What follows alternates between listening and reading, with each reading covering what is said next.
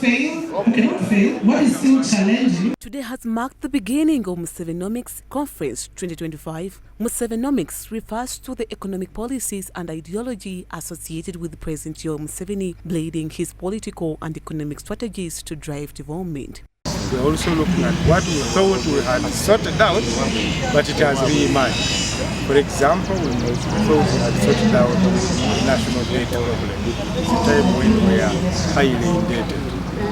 We have forgiven our debts, but now it seems we have started building the debts back again. So that is re-emerging. The event brought together stakeholders from the government, private sector and the civil society to discuss Uganda's economic transformation. Key discussions include sustaining Musevenomics, navigating Uganda's economic future in a disrupted world. The former Bank of Uganda Governor, Professor Ezra Suruma, assessed the evolution of the coffee industry from 1964 to date.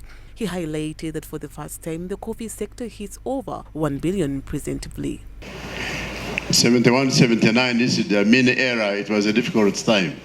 From 1980 to 89, there's a further reduction to 2.5 million on average per annum. And then I put in red 1990 all the way to 2024. You'll see an increase between 1990 and 99. The 20% increase, which is quite dramatic. But during the early 2000s, I think this when we have the coffee wilt, there was a reduction in production and the average came down to 2.8 million bags. Dr. Fred Muhumuza, a Ugandan development economics, emphasized that the debt burden has limited the government's ability to invest in the critical sectors such as education, healthcare and infrastructure, exacerbating the unemployment crisis among the young people. But we're saying, the true cost of debt is what would you have done with the money you are using to do debt service. Because economics is always talking about the opportunity cost. Now we see the government budget is heavily constrained by debt.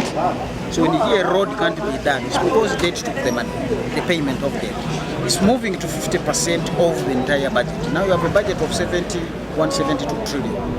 But literally 35 trillion of that is in debt management. Either you are paying interest rates or debt rollover, and then you're also continuing to borrow, which means now as you pay interest, you are left with no money to buy drugs from lab.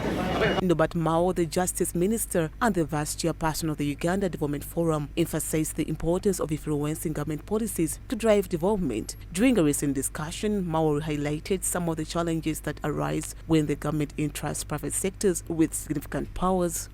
We gave too much power to the private sector and trusted the market, which was imperfect. So those are mistakes. The second mistake is accepting advice from our friends of the World Bank and IMF without questioning them, simply because they were giving us loans. Those are obviously mistakes which we have to acknowledge. Now another one has been pointed out here, and it is in my sector, that why do we pay judges a lot of money after they have retired? Others get pension, but this one earn their full salary almost, or a big percentage of their salary. And yet, life expectancy is now, some people can go up to 90. It should be noted that inflation has stabilized from over 160% in the years of 1986 to 1987 to 3.9% to date. The target is to hit and maintain 5%.